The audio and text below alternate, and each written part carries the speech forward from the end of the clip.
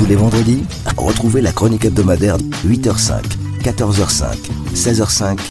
Vous faites peut-être partie de ces 6 millions de foyers en France abonnés à Netflix, ce robinet déversant sans cesse des séries télé. À l'eau de rose, dramatique, comique ou policière, grands et petits se passionnent pour ces distractions que l'on appelait autrefois des feuilletons. Notre calendrier nous invite lui aussi à suivre une série de 54 épisodes.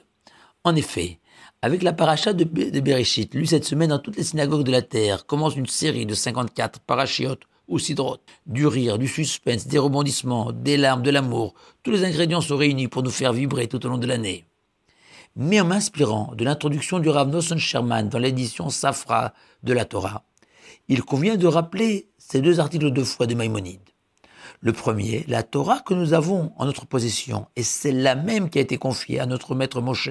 Le second, cette Torah ne sera jamais modifiée et aucune autre Torah ne lui sera substituée.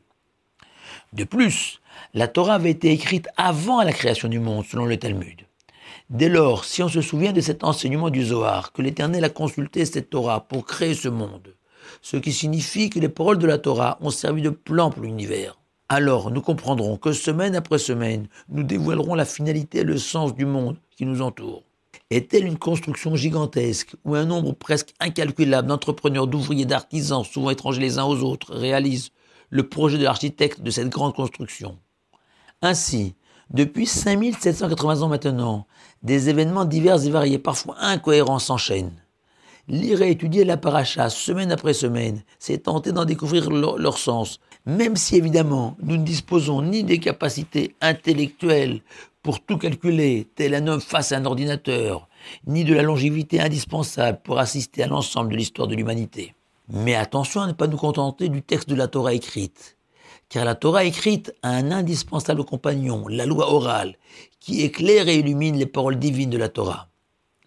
Shabbat après Shabbat, nos grands commentateurs, Rashi, Nachmanides, l'Orachem Akadosh, parmi les plus célèbres, ils donnent tout leur éclat à ces mots écrits à l'encre noire sur un parchemin blanc, telles les notes de musique d'une symphonie.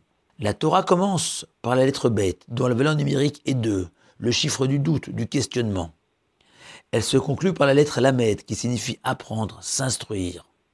Car si la Torah est le plan de la création, l'étude de la Torah en est son âme.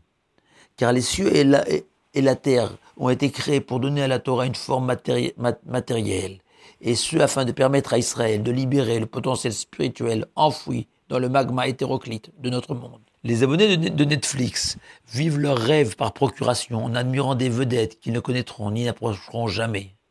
Le judaïsme nous propose, lui, de comprendre que le vrai héros de la série des 54 parachutes de la Torah, la véritable star, c'est la personne qui l'étudiera et l'accomplira. Ça peut être vous.